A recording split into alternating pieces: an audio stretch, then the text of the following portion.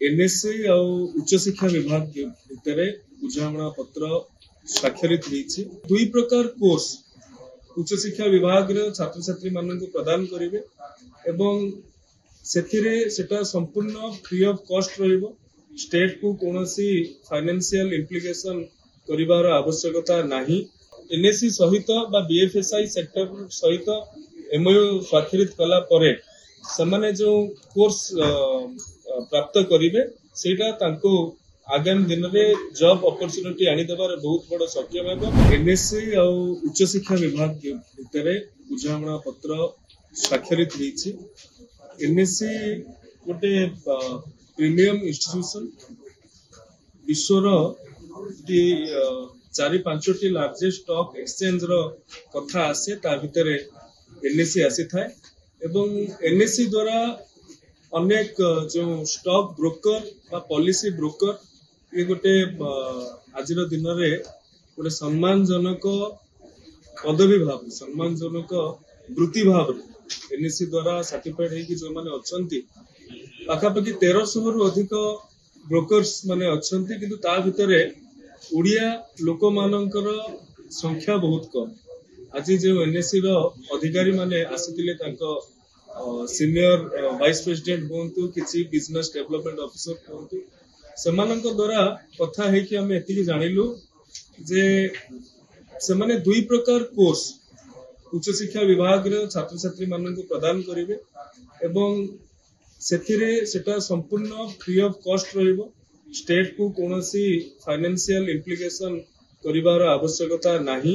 एवं सेमाने तांकर CSR initiative रे ए कथा को करिवे एवं एथिरे जो फाइनेंशियल लिटरेसी अच्छे जो प्रकार ए कोर्स टी को ए दुईटी कोर्स टी को करा जाइछि डिजाइन करा जाइछि पिला माने ए कोर्स टी को पठन कले निश्चित भाव रे mutual fund advisor financial advisor policy broker stock broker एई भली भाव रे अनेक कैरियर अपॉर्चुनिटी सेमानक पाखु मिली परिबो एवं आपण माने भी एक कथा को हृदयंगम करिथिबे जे ओडिसा रो कॉमर्स पढुथुबा पिला माने गोटे कन्वेंशनल बा पारंपरिक कैरियर ऑप्शन को ही सेतिरे सेमाने जाई थांती एवं अनेक समय रे सेमाने सफल होंती अनेक समय रे सफल हेई परंती नाही तांको पाखरे गोटे वाइड रेंज रो तांको पाखरे गोटे कैरियर अपॉर्चुनिटी अथा किंतु आजि एनएससी सहित बा बीएफएसआई सेक्टर सहित एमओयू स्वाक्षरित कला परे सेमाने जो कोर्स प्राप्त करिवे सेटा तांको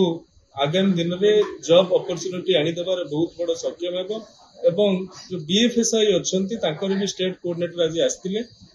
जो पिला माने कोर्स करिवे सेमानंकु केउबली भाव रे चाकरी प्रदान करा जिवो से संपर्क रे सेमाने निश्चित रूपे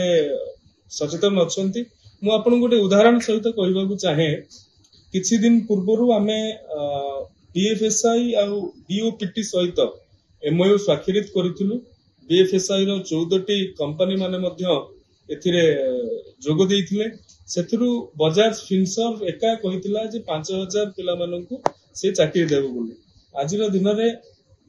11/4/2025 रो हम पाखरे उपलब्ध डाटा अनुसार 394 जन पिला 58टी कॉलेज 14टी कंपनी भितर गोटे कंपनी कहूँ 58टी कॉलेज रु 394 पिला एथरे पार्टिसिपेट करथिले एवं 238 जन पिला ऑलरेडी से माने ऑफर लेटर पाई सारिछन। तेनु करी ये हमर पिला माननकु गोटे कन्वेंशनल कैरियर ऑप्शन रु बाहर को जाईकी आजिर दिन रे देश विश्व रे जहा ट्रेंड करूची से विषय रे आगु नबा पई एक बड़ उद्यम बोली मु आशा प्रकट करूची। एनईपी 2020 रो प्रणयन हला परे ए प्रकार कोर्स गुडी को मध्य क्रेडिटाइज्ड करिया पई अर्थात करिकुलम रे भर्ती करिया पई मध्य राज्य सरकार आगामी दिन में योजना प्रस्तुत करिवे। धन्यवाद।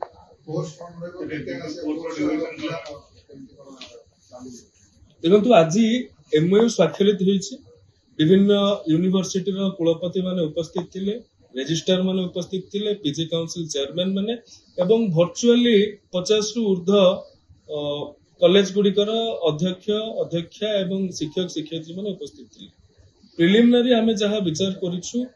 गोटे कॉलेज रो 40 जन पिला एनरोलमेंट कले सेमानंकु in person classroom coaching classroom training दिया जिवो एवं ताहा उपरे